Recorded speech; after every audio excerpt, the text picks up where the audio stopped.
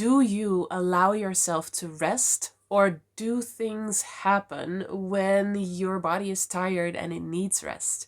I am Pauline, and I am so happy you are here, because when you are a fearful avoidant, chances are that you are struggling with resting, with allowing yourself to rest. And the things that can happen that I mentioned in the introduction are sometimes very surprising and don't seem to have anything to do with you being tired or you needing to rest.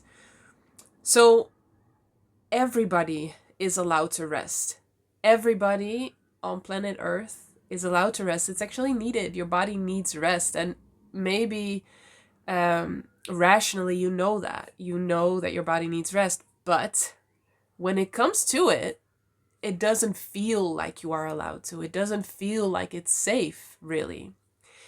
It's so interesting when I realized how this played out, because for the longest time, whenever I was tired, whenever my body needed rest, I would doubt my relationship.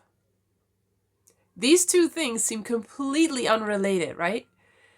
Whenever my body was tired, I would start having doubts about my relationship, whether I loved him enough, whether I missed him enough, whether this was the right choice or not.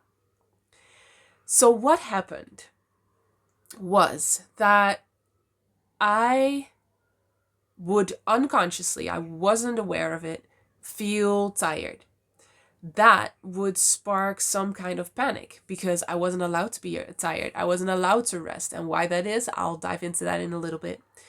And so I felt vulnerable. Vulnerability is a trigger for the fearful avoidant attachment style. And then when I felt vulnerable and I felt tired, I would start pushing my partner away.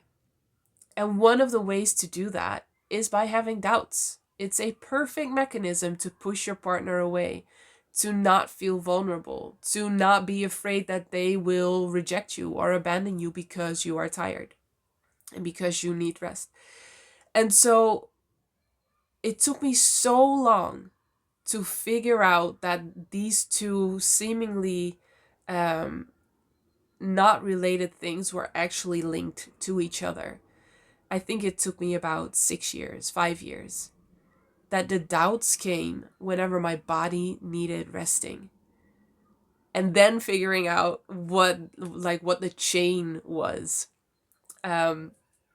So from my body needing rest to all the steps in between, feeling vulnerable, not allowing myself to rest, being afraid of his rejection, and because of that, protecting myself by using doubts as a protection mechanism. And so there are so many things that can happen when you actually need to rest. It could be that you start to panic about something you have to finish, a project that you have to finish, and you start being really harsh on yourself that you never really finish anything and you should be finishing this. It could be that you think, oh, I need to exercise more, not really being aware that you're tired, mind you. And you start being harsh on yourself that you have to exercise more. It could be that you just start being productive. All of a sudden, when you are tired, you feel like the whole house needs cleaning and organizing. This was also one I struggled with for a long time. Whenever I was tired, I felt like I had to do the most. And it's almost like compensation, right? You have to do even more when you're tired because you're not allowed to rest. So, why is this? Why are you not allowed to rest as a fearful avoidant? This comes down to a lot of different mechanics, dynamics within the fearful avoidant attachment style. And one of those is that rest is weak. So many fearful avoidants that I've talked to have said that when they were younger, rest was seen as weak. You were not allowed to rest. Then you were lazy. You were just not doing anything, and you would get comments about that. Your parents, the fearful avoidant parent or parents, just wouldn't accept you needing rest. They would make derogatory comments about that. And so you started associating rest with something negative. That makes so much sense, right? Um, and rest is weak. You always have to be doing things and be active, and that is another reason why fearful avoidants have a hard time resting, is that being productive equals your value. This is a belief that a lot of fearful avoidants have, that you being productive means you're valuable, which also means that if you're not productive, you're not valuable. So this is where that vulnerability comes in. When you need to rest and not do anything, not be productive, then you feel very vulnerable, because all of a sudden you're not worth anything. You're worthless. And so really check in to see when you need rest. How do you feel about yourself? For the longest time, I felt worthless. I felt absolutely worthless, which is very sad to say, right? That you're the only reason that you're valuable is that you're productive. But this is something that is like weaved into society also. You have to be productive, otherwise you're not valuable. And it's not true. Rest is such an important part of who we are. And you need it to be productive, to share your gifts with the world. If you don't rest, it's going to be really hard to get any kind of work done. And yet we kind of expect ourselves or demand ourselves to always be productive and always be doing things. So being productive equals value is a belief that pretty much every fearful avoidant has. And then the last one is lazy. Being lazy. There is so much negative associations around this one, also in society, but especially in fearful avoidance. Leaning dismissive also. I mean, dismissive avoidance have this too. The rest is weak and the lazy is not good. And so how I started reframing the laziness, because I have been called lazy so many times when I was younger. And that starts to become an identity, right? Like, I am lazy. And so you start to live that out. Everything you say to a child becomes a self-fulfilling prophecy. Speak to a king and a king will appear. Speak to a lazy child and the child will be lazy. So I just completely believed that I was lazy. And so I struggled so much with procrastination, with not doing anything. And I judge myself for not wanting to work on willpower, which my dad has always done when his whole life. And then I heard, I think it was Bill Gates say, I only hire lazy people because they are the most efficient. And I thought, whoa, yes, I am efficient. I love efficiency.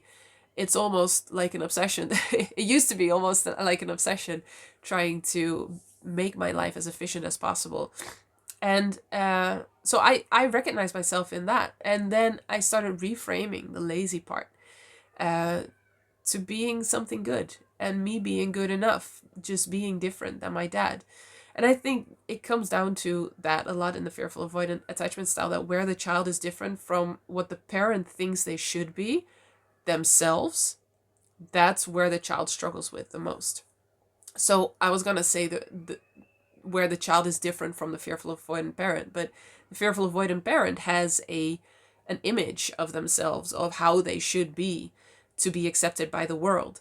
And if the child is not that image, then they will try to control, use manipulation to get the child to be that way in order for it to be accepted by the world. So in a way, it is done with good intent, but it doesn't work. um, so it's very important to start reframing rest and reframing laziness, um, and release the negative associations around it, because reframing is important. It's one of the steps, usually one of the steps that is used in therapy a lot, and it has its place. But what happens when you only reframe but you don't release the negative associations, the negative emotional charge around it, that every time that you start to get tired, those old systems still play because you're not aware of it. I was not aware that I was tired when I started doubting my relationship. I thought it was the doubts. I thought it was the relationship. And I just, I dove right into that, not feeling that my body was actually tired.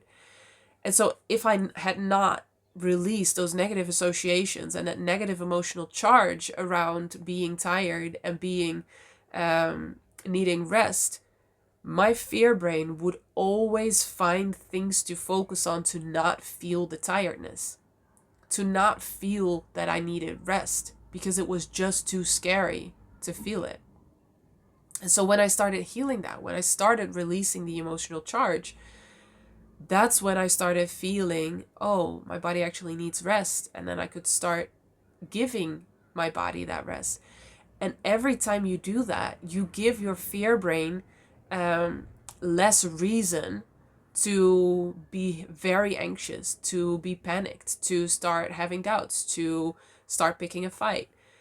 Your fear brain is just trying to protect you. It's not trying to make your life miserable, even though it feels like that sometimes. It's really just trying to protect you. And the more you show it, hey, I got this, I can take care of myself and I'm okay, the less it has a job to do. And that's where we want to go to.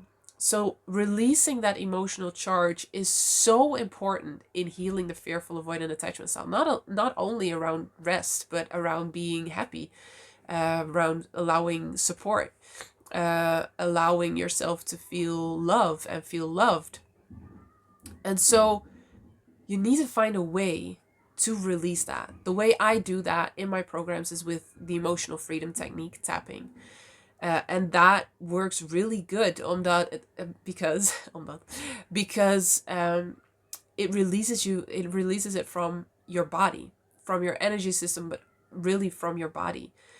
And I keep falling in love with the emotional freedom technique because every time I release something, I look at that specific thing completely different. I have different thoughts around it. I can physically do things that before I would feel so much resistance towards. And so every time I release something, it's like the world changes a little bit. And then from that new perspective, I can see the world in a different way. I see different solutions. I see different opportunities. So releasing those negative associations and that emotional charge is so important in healing the fearful avoidant attachment style. It is really hard to only heal just by reframes. It's a part of the equation, but it's not the whole thing. So if you want to go to that deeper level and release it from your body and see how the world can change and how you all of a sudden see different things, check out Healed and Happy, the online program that I made to release the roots of the fearful avoidant attachment style. So, I mean, you can do this by yourself. You absolutely have the possibility, you have the intelligence, you can absolutely figure all of this out yourself. And if that's the route you want to take, do it because it will teach you a lot. It can also just take a really long time. It can take a really long time. It can take years. And so when you want to get a head start or want to go faster, Healed and Happy is the place to be. So let me know in the comments below whether you realized already, whether you knew that rest was actually something that you have a negative association with, or is this a new thing? And what happens when you actually need rest? What does your fear brain do? Let me know in the comments. I'm really curious. As always, I am so happy you are here, and I will see you in the next one. Healed and Happy is a tailor-made online program where me and my team personally guide you through healing the roots of the fearful avoidant attachment style.